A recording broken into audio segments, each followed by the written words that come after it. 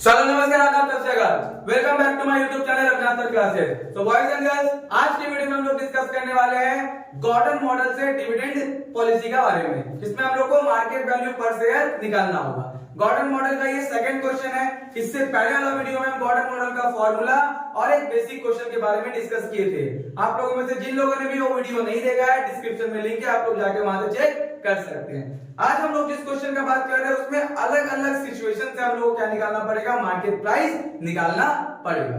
तो question number 10 आज हम लोग डिस्कस करने वाले हैं। क्वेश्चन आप लोग के स्क्रीन पर शो हो रहा होगा। You are given the following information in respect of ABC limited, earnings 1 lakh. क्या क्या दिया हुआ है? अर्निंग दिया हुआ है 1 lakh, equity capital 5000 shares of 10 each, number of share कितना दिया हुआ है 5000, cost of capital 10%, expected rate of return 9%, 10%, 12%। यहाँ पे 3 कंडीशन दे दिया। किसको लेकर के? रेट ऑफ रिटर्न को लेकर। एक ही टाइप से क्वेश्चन है, क्या अलग अलग केस में हमको उसको क्या करना है, सॉल्व करना है। तो पहला केस में 9% है आर, दूसरा में 10, तीसरा में 12। और assuming that dividend pay out ratio are 0%, 50%, 100%। यहां भी फिर से 3 केस दिया है। रेट ऑफ रिटर्न का तो 3 केस था ही, लेकिन डिविडेंड पे आउट रेशियो का भी 3 केस है। मतलब 9% का जो रेट है उसमें 0, 50, 100 का एक बार निकालना पड़ेगा। 10% का जो रेट ऑफ रिटर्न है उसमें भी 0, 50 और 100% से निकालना होगा।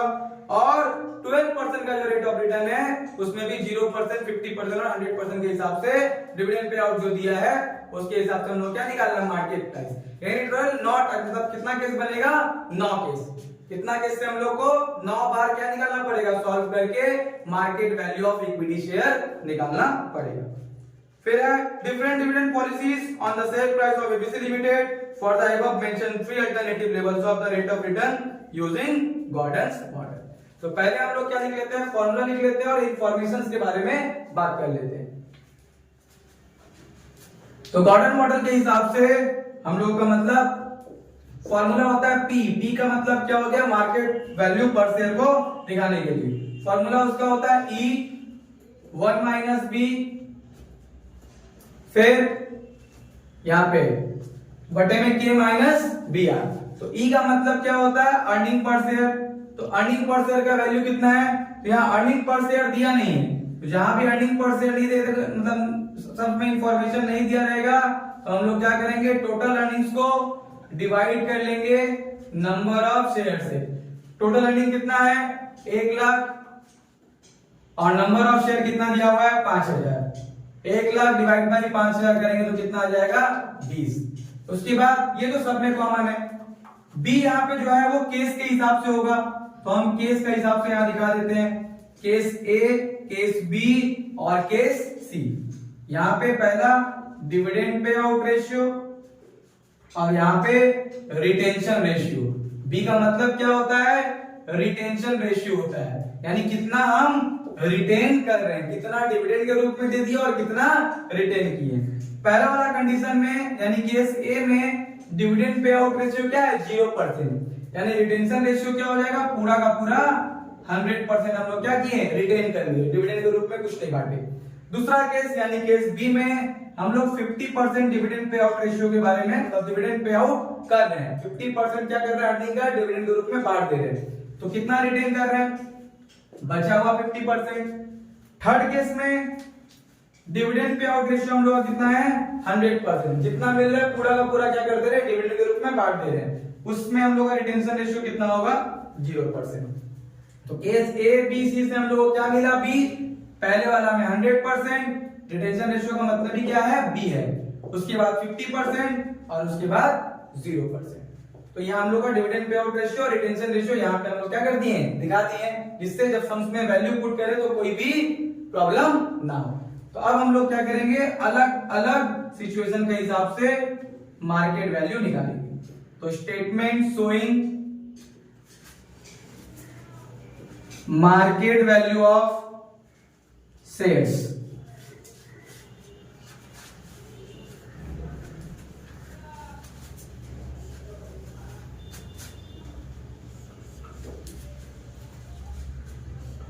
यहां हो गया पर्टिकुलर केस 1, केस 2 और केस 3।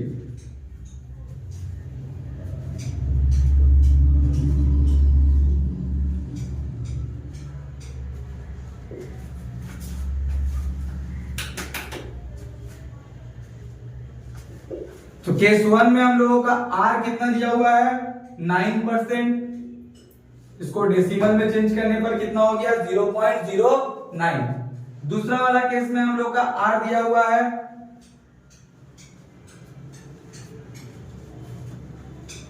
10%, जिसको डेसिमल में चेंज करने पे कितना होगा 0.1। तीसरा वाला केस में हम लोग का R दिया हुआ है 12%, जिसको डेसिमल में चेंज करने पे कितना आएगा 0.1। तो उसके बाद मार्केट वैल्यू निकालना है, फॉर्मूला ऊपर लिखा हुआ है। तो हम लोग बात करते हैं केस या फिर सिचुएशन नंबर ए के बारे में, जो कि क्या है, जहां पे डिविडेंड पे आउट रेशियो 0% है और रिटेंशन रेशियो कितना परसेंट है हम लोग का 100% है। तो उस केस में पहले वैल्यू बता देते हैं। ई का वैल्यू कितना होगा 20 रुपया है, बी का वैल्यू कितना होगा 100%, यहाँ पे 100% मतलब कितना होगा डेसिमल में अगर उसको मतलब लिखेंगे तो कितना हो जाएगा 1 हो जाएगा। उसके बाद के यानी cost of capital, cost of capital यहाँ पे कितना परसेंट दिया हुआ है 10%, यानी इसको डेसिमल में चेंज करेगा तो कितना हो जाएगा 0.1 हो जाएगा। और आर तो यहाँ पे दिया ही हुआ है, तो डायरेक्ट हम लोग क्या करते हैं वैल्यू पुट करते हैं। क्या है यहाँ पे पहले ई का जगह हम लोग लिख दिए 20, ई का जगह हम लोग कितना लिखेंगे 20, फिर ब्रैकेट में 1 माइनस बी, 1 माइनस बी का वैल्यू कितना है 1, फिर के का वैल्यू कितना है 0.1, फिर क्या है बी का जगह पे कितना होगा 1, और आर का जगह कितना हो जाएगा हम लोग का 0.09। अब उसको क्या करते हैं सॉल्व करते हैं। तो सॉल्व करेंगे तो क्या होगा, देखिए पहले 1 माइनस 1 होगा तो क्या हो जाएगा 0, 0 से अगर हम लोग 20 का मल्टीप्लाई करेंगे तो 0, 0 का डिवाइड में कुछ भी आएगा तो क्या हो जाएगा 0, इसलिए आप लोग का क्या हो गया मार्केट प्राइस यहाँ पे 0 है। दूसरा कंडीशन में आते हैं केस नंबर 2 में। तो केस नंबर 2 में क्या हो जाएगा, फिर से वही फॉर्मूला, पहले क्या है ई की जगह पे यहाँ पे कितना हो जाएगा 20, फिर है 1 माइनस बी, तो 1 माइनस यहाँ पे केस ए ही चल रहा है तो बी का वैल्यू कितना होगा 1। उसके बाद के का जगह पे यहाँ पे कितना हो जाएगा 0.1, और फिर से क्या हो जाएगा बी का वैल्यू कितना है यहाँ पे 1 है, और आर का वैल्यू यहाँ पे कितना है 0.1। तो इसी तरह यहाँ भी 1 माइनस 1 होगा तो 0, 0 से मल्टीप्लाई होगा 20 में तो 0, डिवाइड भी होगा तो क्या हो जाएगा 0। अब आते हैं केस नंबर 3 में, यहाँ पे वही फॉर्मूला 20, फिर 1 माइनस बी का वैल्यू यहाँ भी 1 है, फिर के का वैल्यू यहाँ पे कितना है 0.1, फिर बी का वैल्यू 1 है, और आर का वैल्यू यहाँ पे चेंज है 0.12। वही कंडीशन है, 1 में से 1 गया 0, 0 से 20 में मल्टीप्लाई करेंगे 0, डिवाइड भी करेंगे तो क्या हो जाएगा 0। इसलिए पहला केस जो था केस नंबर ए, उसमें 0 0 0 आया तीनों केस का वैल्यू जो भी है। फिर आता है केस नंबर बी, उस केस में क्या हम लोग का ई 20 रुपीज ही रहेगा, बी में चेंजेस आएगा। बी यहाँ पे कितना है 50%, अगर डिविडेंड होता है तो रिटेंशन रेशियो भी 50%, 50% का मतलब कितना हो गया 0.5, और के का वैल्यू भी कांस्टेंट है 0.1। अब हम लोग सॉल्व करते हैं, ई का जगह 20, 1 माइनस बी मतलब 1 माइनस 0.5, के का जगह 0.1, फिर बी और आर, बी का वैल्यू है 0.5 और आर का वैल्यू है 0.09। तो सॉल्व करेंगे 1 में से 0.5 पहले माइनस, तो 1 माइनस 0.5, तो बचा 0.5, उसका मल्टीप्लाई करेंगे 20 से तो आ जाएगा 10। फिर नीचे यहाँ 0.1 है तो पहले इसका मल्टीप्लाई कर लेते हैं, 0.5 इंटू 0.09, जितना भी आएगा 0.1 से उसको माइनस किया जाएगा तो आ रहा है 0.055। फिर जो वैल्यू आएगा 10 से डिवाइड कर देंगे, 10 डिवाइड बाई 0.055 तो हो जाएगा हम लोग का 181.8। कितना आंसर आएगा 181.8। अब आते हैं केस नंबर 2 में, जहां पे r 0.1 है, फॉर्मूला सेम होगा, सिर्फ r का वैल्यू बदल जाएगा। यहां पे हो गया e का वैल्यू 20, 1 माइनस बी मतलब 1 माइनस 0.5, के का जगह पे 0.1 माइनस बी का वैल्यू कितना है यहाँ पे 0.5 और आर का वैल्यू कितना है 0.1।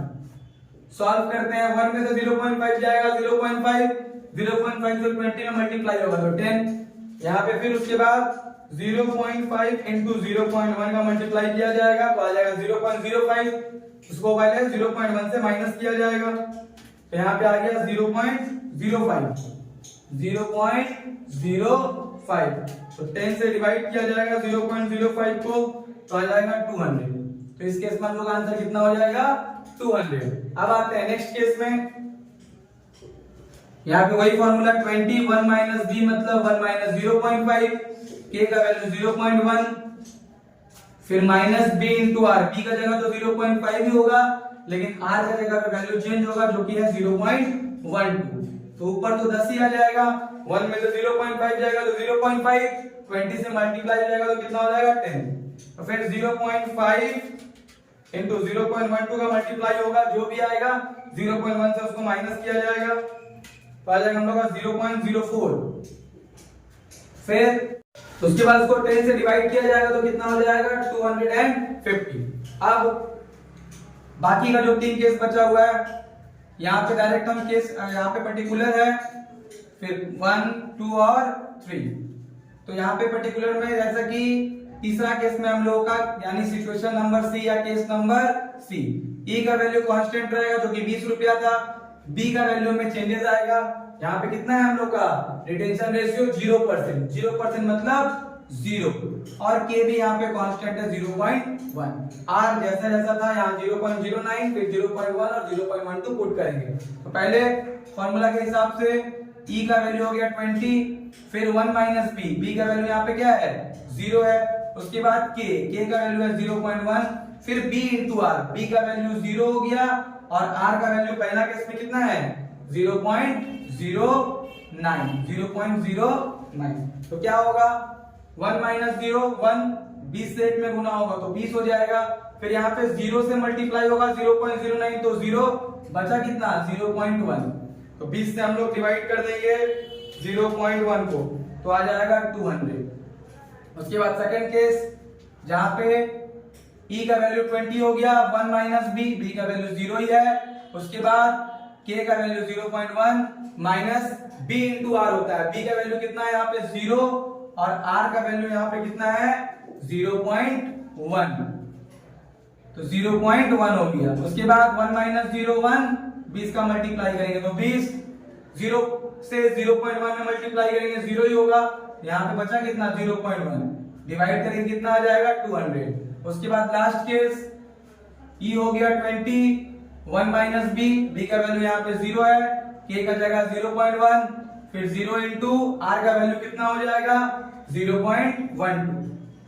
यहाँ भी सेम ही होगा, यहाँ पे 20 आ गया, 0 में से 0.12 में मल्टीप्लाई करेंगे तो 0 हो जाएगा, बचा है कितना सिर्फ 0.1, तो डिवाइड करेंगे कितना आ जाएगा 200। तो ये था अलग अलग सिचुएशन से हम लोग कैसे मार्केट वैल्यू इक्विटी शेयर का निकाल सकते हैं, जिसमें 3 केस था आर में चेंजेस होने का और 3 सिचुएशन था जहां पे रिटेंशन रेशियो में चेंजेस आ रहा था।